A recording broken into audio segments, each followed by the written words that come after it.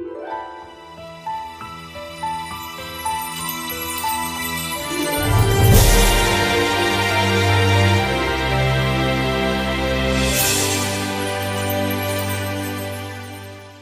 this is Chris, keeping it real, facts over fear. How you doing today? Just did a video on this. It was 12 minutes long. I know that's entirely too long, so let's try this again. This is a chart that I've come up with that shows the best case scenario for herd immunity in North Carolina. Herd immunity being where enough people have the disease that it no longer can find another host to spread to. The commonly accepted figure is about 70%. So if North Carolina has 10 million people in it, then once we hit the 7 million infected mark, this virus should pretty much go away, I hope. So this is a best case scenario based on T-cell studies from Karolinska University in Sweden. And so let's get at it. The raw daily data, I've kept track of this since 3/17 from the Department of Health and Human Services in North Carolina. To derive the number of people who are recovered, which is the important number that we need the number of people who are recovered so that we can figure out how many people we have left to go until we reach herd immunity. So just simply take the number of cases, count down 14 days, and copy and paste the same column of numbers from column D into column E, except 14 spaces lower, and that gives you the number of recovered people. 14 days is the commonly accepted length of time once someone has been diagnosed with COVID-19 for them to get free of the virus. So, having said that, we have this number here, and then we go over here to the T-cell free number, again based on that study from Sweden.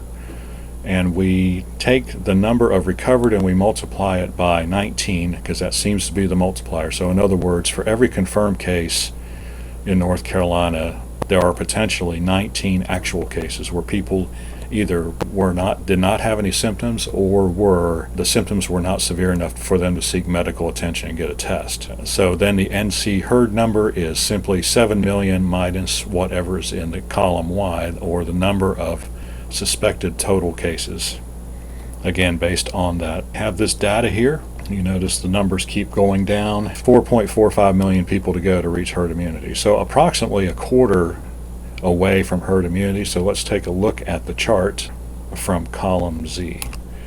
And so here's a herd immunity chart. I've divided it up into 3 sections. There are more sections in this, but these are like the 3 major turning points in North Carolina's response to the virus. We have all the data.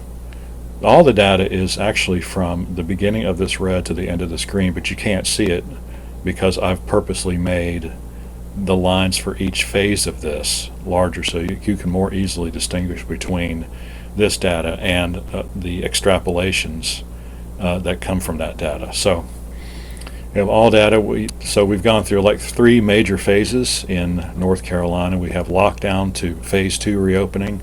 So lockdown happened at the end of March, and phase 2 reopening was May 22nd. Then we have from May 22nd to June 26th, where phase 2 was kept into effect, and the mandate to wear masks was announced. And now the third section is phase 2 plus masks to now, in other words, from June 26th until yesterday. And so you see we have a nice curve here. That's very good. Very interesting that we do have a curve like that. When I started to make this graph, I had no idea what I was going to get. But a very nice curve, a very nice polynomial equation fits that curve, and it is the blue line, and you can barely see it because it's right next to the green line. But for all data so far, the best case scenario for reaching herd immunity is sometime in the middle of November. If we had stayed in lockdown to phase 2, the extrapolation is that it would have been sometime in January before we reached herd immunity.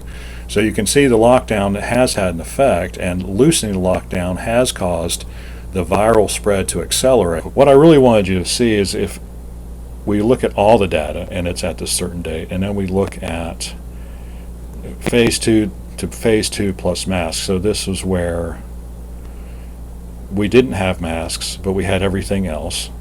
And so you'll see that it looks like the virus accelerated just a bit. Not really I don't think that's a statistically significant amount.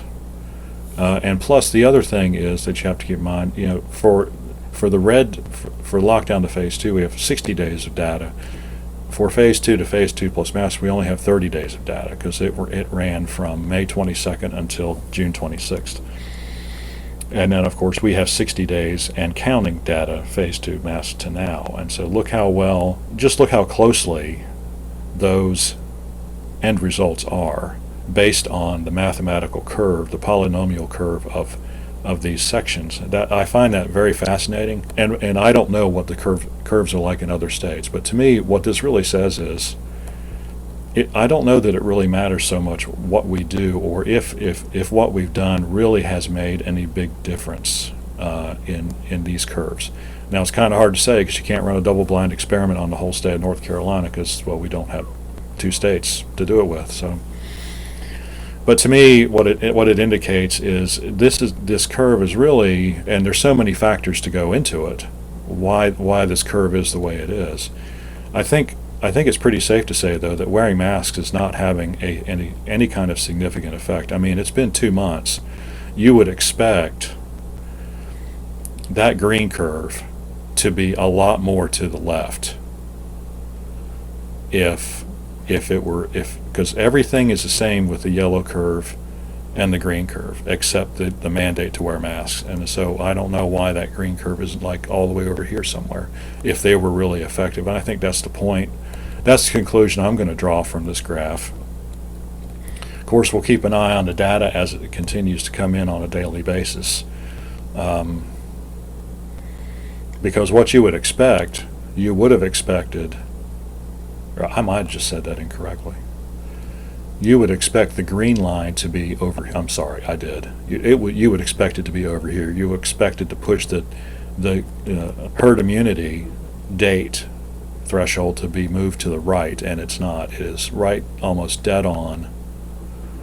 Now it is to the right of the yellow, so it seems to have had some effect, but not very much. And the overall effect is we're still right on the money. And so you would expect that green to be more over here if masks were that effective.